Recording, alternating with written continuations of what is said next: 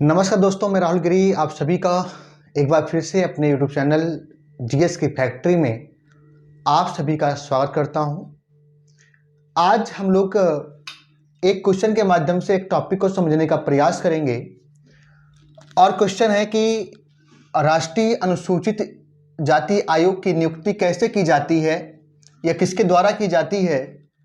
पहला ऑप्शन भारत के राष्ट्रपति द्वारा, दूसरा भारत के प्रधानमंत्री द्वारा, तीसरा भारत के मुख्य न्यायाधीश द्वारा और चौथा प्रत्येक राज्य के राज्यपाल द्वारा। हमें पता है कि आप सभी को, अधिकांश लोगों को इसका उत्तर पता होगा कि इसका उत्तर होगा पहला वाला ऑप्शन, यानी कि भारत के राष्ट्रपति के द्वारा। लेकिन यहाँ पे इस क्वेश्चन का पूछने का मतलब यह बिल्कुल नहीं है कि आप इसका उत्तर बता दीजिए, बल्कि इस क्वेश्चन के बारे में चर्चा करने का जो मेरा उद्देश्य यह है कि हाल ही में राष्ट्रीय अनुसूचित जाति आयोग के अध्यक्ष की नियुक्ति हुई है। तो सबसे पहले हम इसके बारे में डिटेल में समझेंगे कि हमारा जो एससी या एनसीएससी है क्या है। तो अगर मैं बात करूं एनसीएससी के बारे में, तो हाल ही में इनके अध्यक्ष की नियुक्ति हुई है। इनके अध्यक्ष की नियुक्ति हुई है और जो इनके अध्यक्ष हैं वो हैं किशोर मकवाना। कौन है? तो किशोर मकवाना को एनसीएससी का अध्यक्ष के रूप में चुना गया है। किसे? किशोर मकवाना को। अब हम समझेंगे कि एनसीएससी क्या है। तो पहला यही समझेंगे कि क्या है एनसीएससी। तो मैं आपको बताना चाहूंगा, एनसीएससी भारतीय संविधान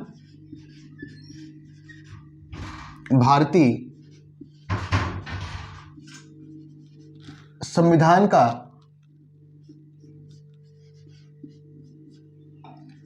एक निकाय है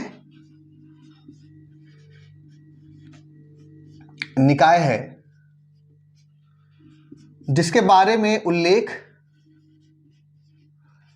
भारत के संविधान के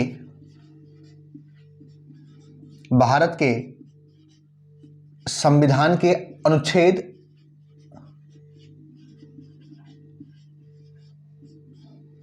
338 में चर्चा की गई है।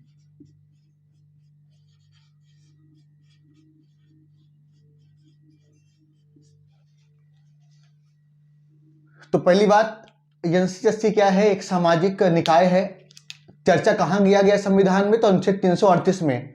और मैं बताना चाहूंगा, अनुच्छेद 338 कहता है कि संविधान भारत में जो भी हमारी एससी एसटी कास्ट के लोग हैं उनके बारे में जो भी सुरक्षा का प्रावधान दिया गया है, जो भी उनके सामाजिक आर्थिक विकास का प्रावधान दिया गया है, उसके लिए यह आयोग काम करेगा। दूसरी चीज, कार्य क्या है? अगर मैं बात करूं एनसीएससी के कार्य क्या हैं, अगर मैं फंक्शन के बारे में बात करूं, कार्य क्या है, तो ध्यान रखना होगा कि जो कार्य है वह है एससी कास्ट के जो भी लोग हैं, एससी यानी कि अनुसूचित जाति के लोगों के सुरक्षा, अधिकार व उनके सामाजिक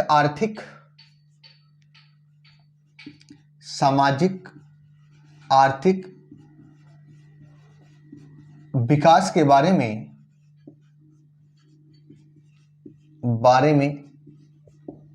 कार्य करना।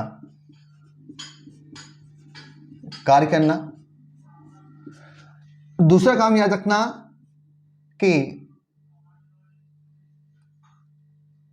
वार्षिक रिपोर्ट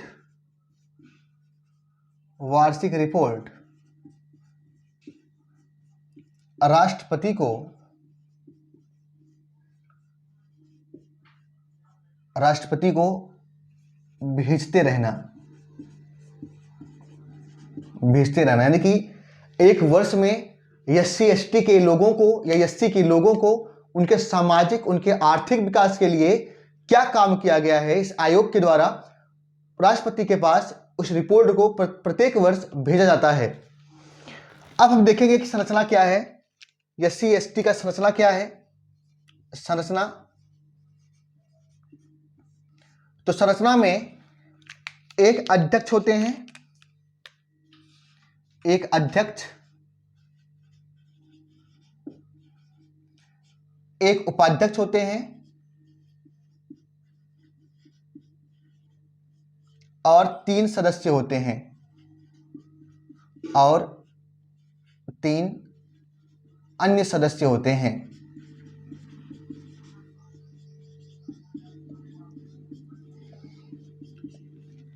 कौन कौन होते हैं?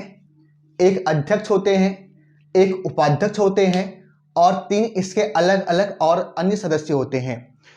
एक चीज ध्यान रखना है कि जो अभी अध्यक्ष चुने गए हैं, अध्यक्ष कौन है? किशोर मकवाना है। और अगर पूछे अध्यक्ष नियुक्ति कौन करता है, तो राष्ट्रपति करते हैं, हमने पहले बता दिया। और ध्यान देने योग्य बात यह है कि NCSC के जो भी सदस्य होंगे, जो अध्यक्ष होंगे, जो उपाध्यक्ष होंगे, वह राष्ट्रपति के द्वारा उनकी नियुक्ति, उनके कार्यकाल के बारे में और उनका कार्य क्या होगा, सबके बारे में राष्ट्रपति ही नियम बनाते हैं। तो नियुक्ति कैसे की जाती है? तो राष्ट्रपति के द्वारा। कार्यकाल का निर्धारण राष्ट्रपति के द्वारा, और इनका वेतन भत्ता जो भी कुछ होगा सब राष्ट्रपति के द्वारा ही निर्धारित किया जाएगा। तो अभी हमने बताया जो मेन इसका पर्पस था कि हाल ही में NCSC की नियुक्ति, हाल ही में NCSC के अध्यक्ष का चुनाव किसे किया गया, किसे चुना गया? तो ध्यान रखना है किशोर मकवाना, यही इसका आंसर हो जाएगा। और अगर पूछे राष्ट्रीय अनुसूचित जाति आयोग की नियुक्ति कैसे की जाती है, तो जो उसका आंसर होगा वो हो जाएगा भारत के राष्ट्रपति के द्वारा। जो सबसे महत्वपूर्ण तथ्य है, यह भी जानते रहना चाहिए कि यही हमारा जो राष्ट्रीय अनुसूचित जाति आयोग है 2018 तक OBC लोगों के बारे में भी जानकारियां, रिपोर्ट जो भी था उसे राष्ट्रपति के पास भेजता था। लेकिन 102वें संविधान संशोधन 102 संविधान संशोधन के तहत इसका एक अलग सा आयोग गठित हो गया। तब से 2018 के बाद से OBC के लोगों के बारे में जो रिपोर्ट भेजता था, अब इसके द्वारा नहीं भेजा जाता है। ठीक है ना? तो कहने का मतलब यही है कि हमारा जो NCSC के अध्यक्ष होंगे कौन है? किशोर मकवाना है। और जो भी इसकी नियुक्ति होती है राष्ट्रपति के द्वारा की जाती है, और संविधान में अनुच्छेद 338 में इसकी चर्चा की गई है।